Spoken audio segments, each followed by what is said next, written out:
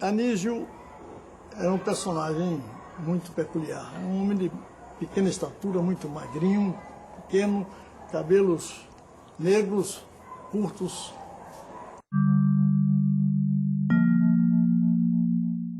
Que há homens que são, quando são assim inteligentes e se projetam, ficam muito vaidosos, né?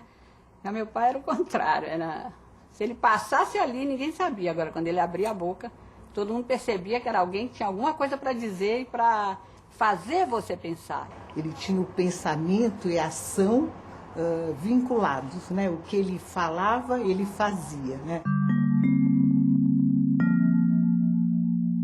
Eu não tenho o menor amor físico pelas minhas ideias. De maneira que, a qualquer convencimento de novas ideias, eu vou para o que me convencer novamente. Ora, isso é o símbolo de alguém que tinha a noção desse contínuo, que é o pensamento humano, que é a inteligência humana, que é a descoberta, que é a criatividade. E com uma generosidade que eu acho incrível, né? Que era um traço da personalidade dele, porque lutar por essa coisa da escola pública, né? Universal, gratuita, de qualidade para todo o brasileiro, ele não pensava numa elite intelectual, ele pensava no povo. É o primeiro grande revolucionário que eu conheci na minha vida.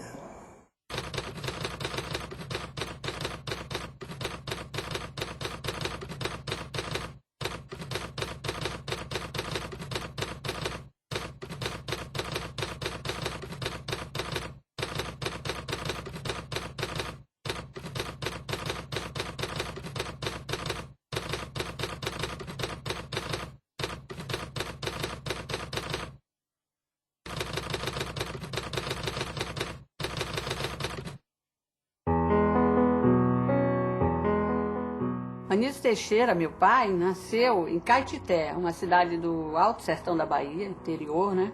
Fica a 800 quilômetros de Salvador. E nasceu no dia 12 de julho de 1900. O que o levava, depois de grande, a comentar que ele pertencia a 2 séculos. Ao último ano do século XIX e aos primeiros do século XX. Anísio era filho de Deocleciano Pires Teixeira e de Ana Espínola Teixeira, a Donana.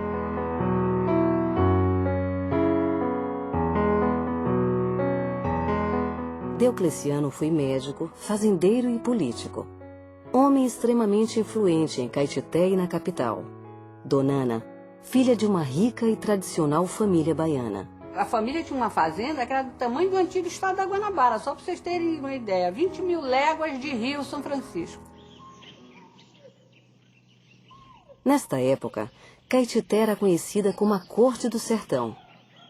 Caetité teve um significado para a Bahia, talvez como Ouro Preto teve para Minas Gerais, guardadas as devidas proporções. Caetité era sede de bispado, Caetité tinha colégio jesuíta. Ainda em Caetité, Anísio faz o curso primário no São Luís, conhecido como Colégio dos Padres, que era da Ordem dos Jesuítas. Ele sempre foi muito atraído pela natureza. Pequenos animais, insetos, tudo isso fascinava meu pai. Isso é um fascínio que se estendeu até a vida adulta. Ele tinha besouros, besouros mais diferenciados, mereciam dele uma atenção especial, ele pegava, o pessoal às vezes até se assustava com a forma pela qual ele se aproximava de alguns desses bichos ou insetos. A Europa vive a Primeira Grande Guerra, quando Anísio viaja pela primeira vez para Salvador, para estudar em regime de internato no Colégio Antônio Vieira. Eu me lembro, ele sempre comentava que aos 16 anos ele teve a experiência primeira na vida de ver o mar, coisa que o deixou literalmente fascinado. O Colégio Antônio Vieira também era um colégio da Ordem dos Jesuítas. Nesse período, ele expressou seu desejo de ingressar na vida religiosa. Eu acho que a formação religiosa, que já vem desde Caetité, no Colégio São Luís, e também na própria estrutura familiar qual ele estava incluído, na própria estrutura familiar que ele estava incluído, é reforçada com internato. Meu pai passa realmente a ter uma dedicação religiosa que extrapolava um pouco aquele vínculo religioso dos outros alunos, talvez. Provavelmente, teve muita influência a sua amizade com o padre português Luiz Gonzaga Cabral, um grande erudito, considerado um dos maiores pregadores da Península Ibérica. Naquela época, os rapazes muito inteligentes eram cooptados pela igreja, né? A igreja gostava de homens muito inteligentes, estudiosos, né? Anísio quis entrar para a Companhia de Jesus, que era da mesma ordem religiosa do seu amigo. Mas essa decisão foi veementemente combatida por seus pais.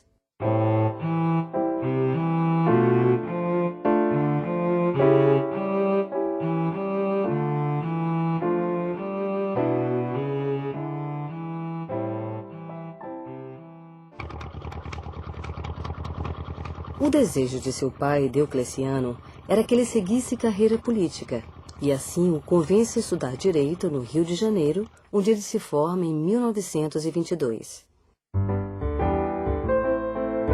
De volta à Bahia, é convidado pelo então governador Góes Calmon para o cargo de Inspetor-Geral de Ensino do Estado, cargo equivalente hoje a secretário de Educação.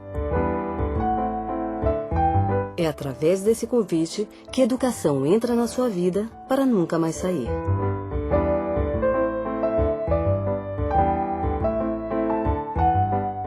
Nesse período, então, quando ele começa a se interessar pela questão educacional, ele vai tomar contato com um livro que vai ser bastante importante nesse iniciozinho da concepção dele de educação, que vai ser Os Métodos Americanos de Educação, escrito por um educador belga chamado Omar Bouise. Neste livro, Bouise divulga o que viu nas escolas americanas, principalmente a prática de trabalhos manuais e corporais associados ao ensino formal.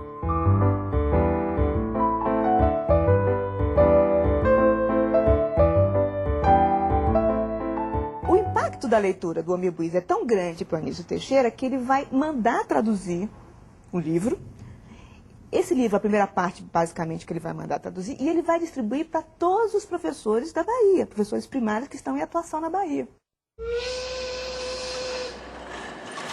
Neste momento, o Brasil está vivendo grandes transformações econômicas e políticas. As primeiras indústrias despontando no país. A coluna Prestes lutando por um novo modelo republicano. E na Bahia, Anísio traçando novas diretrizes para o ensino público. Nesse primeiro momento, ele está muito próximo da igreja. Então, ele vai... Esses conceitos ligados a uma educação católica que ele está trazendo da sua formação jesuítica, ele vai progressivamente abandonar. E o primeiro momento de ruptura vai ser justamente com a leitura do Omar Bouise. Não vai ser uma ruptura total, ele vai fazer conciliações e ele só vai conseguir fazer uma ruptura maior com esse pensamento católico de educação a partir do momento em que ele de fato viaja aos Estados Unidos e ele toma contato com segunda grande influência, e aí sim que vai ser uma influência perene, porque o Omar Bouise ele vai abandonando, que vai ser o John Dewey. A primeira viagem de Anísio Teixeira à América, né, aos Estados Unidos, é em 1927. Ele vai comissionado pelo governo da Bahia, na época ele era diretor de instrução, né, com o Góes Calmon, e ele vai visitar escolas americanas. É onde ele começa, ele descobre a América nessa viagem. Ele volta realmente impressionadíssimo, né? Porque ele vê um novo panorama na questão das escolas, dos espaços físicos. O Brasil não tinha escolas com prédios construídos para a escola, era tudo improvisado, né? Tinha um galpão, ficava uma escolinha e tal. Então ele vê que é necessário criar essa ambiência, né? Para que a criança esteja feliz, uma escola alegre, uma escola... ele defendia sempre isso, né? Que a escola tem que ser um ambiente onde a criança se sinta livre e feliz, né? Esta viagem foi decisiva para fortalecer seus conceitos e ideias sobre educação, através do sistema educacional americano, e principalmente o contato com as ideias do filósofo e pedagogo John Dewey. O Dewey era pragmático, né? O Dewey preparava o indivíduo para o mundo. Esse que é o pragmatismo, preparar o indivíduo para o mundo, né? Mas Segundo o Anísio Teixeira, esse mundo não é só o mundo que a gente vive, mas é o mundo que se constrói cotidianamente. Tem um dado que ele comentava que, a respeito da crítica à maneira de se educar no Brasil, que ele dizia que, olha, uma das coisas que me irrita e me indigna é realmente a gente promover uma educação onde eu sou capaz de ensinar todos os nomes de geladeiras, toda a história da geladeira e não ensinar como funciona a geladeira. Ele achava que essa era um grande crivo entre essa educação ibérica que nós importamos, essa educação europeia nossa, e talvez a educação americana no sentido aí sim de trazer uma linhagem mais pragmática.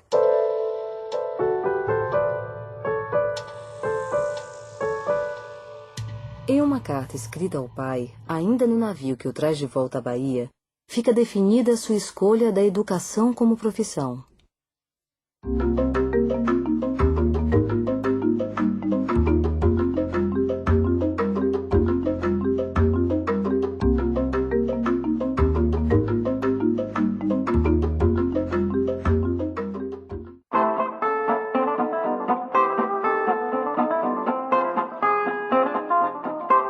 Anísio volta para os Estados Unidos em 1928 para fazer mestrado no Teachers College da Universidade de Columbia, em Nova York.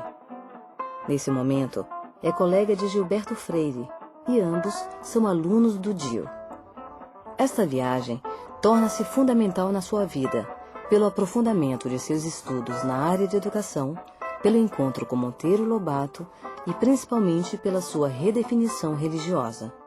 A chegada, como ele dizia, à América e o conhecimento com Lobato foram os desencadeantes assim para ele romper com as pretensões religiosas e se assumir mais como um livre pensador, como ele se definia. É interessante, né? Porque é muito difícil você se livrar das experiências que são muito marcantes, né? O Anísio, ele transferiu o sacerdócio, né, para a educação, que ele encarava como uma missão mesmo, né? Meu pai é um missionário da educação. Ele viveu e sentiu e trabalhou e pensou e executou como se fosse um missionário.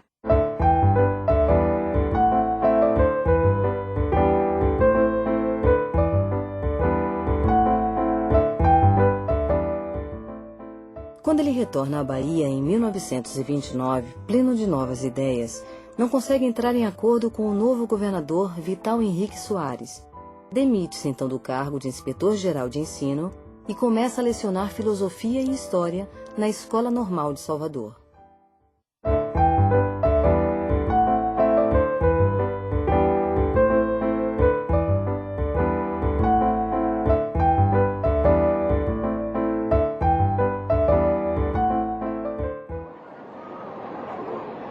Os anos 30 são muito marcantes na vida brasileira, com a Revolução mudando a paisagem política do país e na vida pessoal e profissional de Anísio.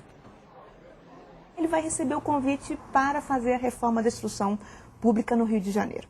Então, nesse momento, o Rio de Janeiro é Distrito Federal. Isso significa o quê? Significa que ele é a capital da República. Então, não só o Anísio está indo para reformar a instrução pública de um município, mas ele está indo mais do que isso para criar uma reforma que vai ser a vitrine para os diversos estados da federação. Então, isso é importantíssimo e ele está muito ciente desse papel fundamental que ele vai atuar. Anísio cria o Instituto de Educação, responsável pela formação dos professores da rede pública e algumas escolas experimentais.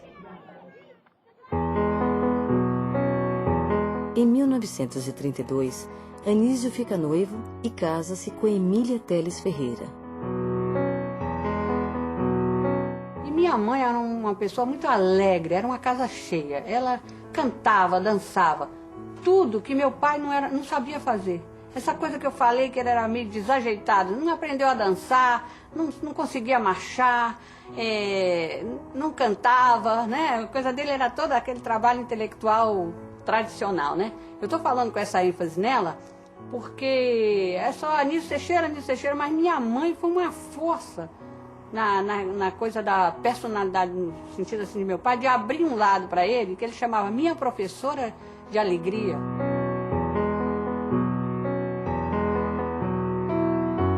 Mamãe eu acho, extremamente cordato e dócil na administração das suas vontades, dos seus desejos. Achava um total cavalheiro.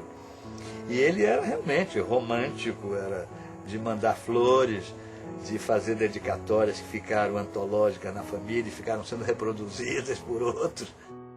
Da Revolução Constitucionalista de 1932, acontece o Manifesto dos Pioneiros da Escola Nova. Este manifesto foi escrito por Fernando de Azevedo e Anísio é um dos signatários. O que fundamentalmente tem no manifesto da Escola Nova? O manifesto de 32 ou o manifesto dos pioneiros? Tem a defesa de uma escola pública, laica e obrigatória. Pública no sentido de que ela é dever do Estado e direito do cidadão. Laica no sentido de que, como ela é uma iniciativa do Estado, ela não está presa a nenhuma religião especificamente, né? E obrigatória porque essa é uma disputa que a gente tem desde o século XIX, que é como fazer com que a escola possa atingir todo e cada um dos cidadãos. Então, que ela seja obrigatória mesmo, para que todas as crianças possam chegar à escola, possam ser alfabetizadas e possam passar por uma escola. Este manifesto vai gerar uma grande disputa entre os educadores pioneiros e os educadores católicos pelo poder de definir os rumos da educação brasileira. O Anísio vai estar nesse jogo de disputas porque ele vai estar assumindo posições importantes. Ele é o diretor da instrução pública da capital da República. A Constituição brasileira de 34, ela vai dizer que o ensino deve ser feito, o ensino religioso deve ser feito nas escolas. Então, o governo, a administração da Diretoria de Instrução Pública do Distrito Federal, Anísio Teixeira, vai demorar a implementar isso porque era contra as convicções dele. A década de 30, mas particularmente os anos 34, 35, são momentos de grande tensão, em que isso está tentando se definir qual que vai ser esse modelo de educação que vai ser implantada no país.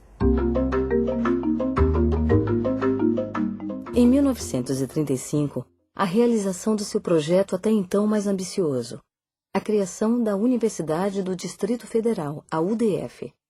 A proposta é uma universidade que faça pesquisa, que investigue a realidade, por isso gerando tanta polêmica. No seu corpo docente, uma verdadeira constelação de estrelas. A UDF também vai ter uma vida bastante curta e ela vai ser abortada também pelo projeto autoritário do governo do Vargas, né? Quando as competições políticas ameaçam degenerar... O governo Getúlio vive a caça aos comunistas, um período de grande turbulência no país. Anísio é acusado de ser comunista e sofre grande pressão. Percebendo a gravidade da situação, entrega em dezembro de 1935 a sua carta de demissão. Meu pai era visto como um dos ideólogos da Aliança Libertadora Nacional. Situação que, na verdade, nunca existiu. Meu pai não chegou nunca a ser um militante político, militante no sentido partidário. Era um homem de esquerda, mas um homem que seguramente um regime de direita ou de esquerda não tolerariam com muita receptividade, porque ele era suficientemente inquieto e antidogmático para se enquadrar numa estrutura mais rígida, mais ortodoxa no sentido ideológico.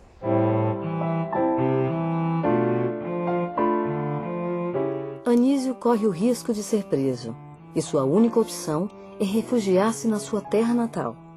No exílio na Bahia, quando ele ficou clandestino na Bahia, ele ficou dedicado a traduções.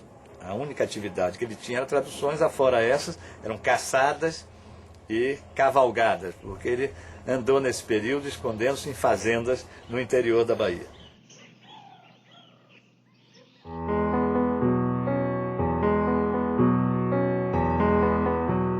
Durante o exílio, nascem seus 4 filhos, Marta Maria, Ana Cristina, a Babi, Carlos Antônio e José Maurício. Ainda no exílio, dedica-se à exploração de manganês, revelando-se um grande empresário. Uma atividade comercial onde ele tem sucesso também, interessante isso, né? Não tem nada a ver com a cabeça dele, mas ele tem sucesso. Porque ele era um grande administrador também, né? Um pensador e um administrador. O final da Segunda Guerra significa a vitória das forças democráticas no cenário mundial, gerando no Brasil a grande crise do Estado Novo. Getúlio renuncia em 1945 e o país volta ao regime democrático. Otávio Mangabeira, que também tinha sido exilado, é eleito governador da Bahia e então faz um convite a Anísio, assumir a Secretaria de Educação e Saúde do Estado da Bahia. São 4 anos riquíssimos, né, nessa experiência educacional dele, e é quando ele consegue fazer o projeto da sua vida, né? Fazer uma escola pública, universal, gratuita, laica, de qualidade, igual a uma escola para ricos, e era uma escola para todos, né? Em 21 de setembro de 1950, é inaugurado no bairro da Liberdade, em Salvador, o Centro Educacional Carneiro Ribeiro, conhecido como Escola Parque. Este centro traz em sua gênese a proposta então revolucionária de educação integral em tempo integral, voltada para as populações mais carentes.